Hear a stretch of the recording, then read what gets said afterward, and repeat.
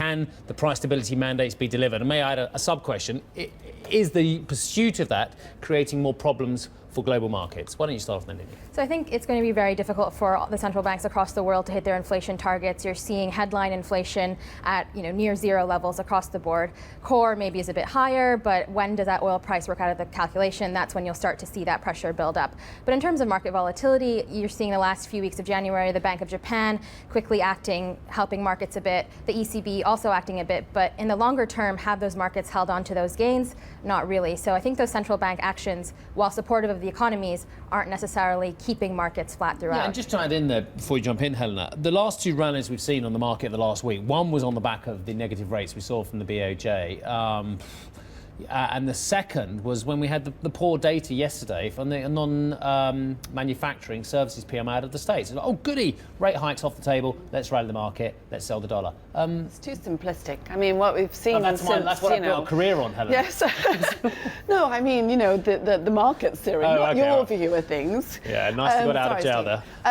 But I think it's just, unfortunately, we've seen it's been all predicated on the idea, monetary easing would lead to, stimulate the consumer spending, would in turn, lead to some consumer price inflation. And actually what you've just seen instead is asset price inflation. The markets went up, obviously, until people got doubtful just recently. And actually an abundance of goods as people sort of assumed we would have more growth and therefore started to supply more. And we've had deflation. So we've actually had the opposite outcome. And I think that's very frustrating for the central banks. They don't have a plan B, and we need one. And Nandini, your first comment you make here, yeah, we need a plan B. Well, you think there'll be extra volatility this year. Why would there be more volatility this year than in 2015? I mean, the asset markets are so dependent on every word of each central bank. You've got oil having this bizarre correlation with some of the equity indices. Bizarre or logical? You think it's bizarre, obviously. You just said so. I mean, it's more bizarre than logical. I don't think the S&P 500 needs to move with such a high correlation as the oil price. It's only 8% of the revenues of the S&P 500.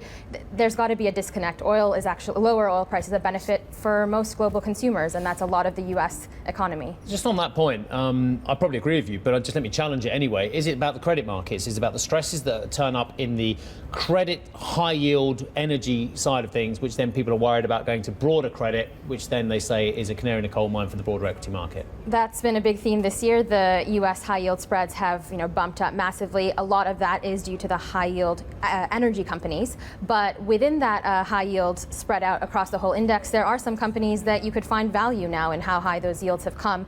It's certainly something to be cautious, a company-by-company basis, as we keep saying, be selective. But I think the widening of spreads across the credit market isn't just, can be partly attributed to energy, but isn't just energy as well.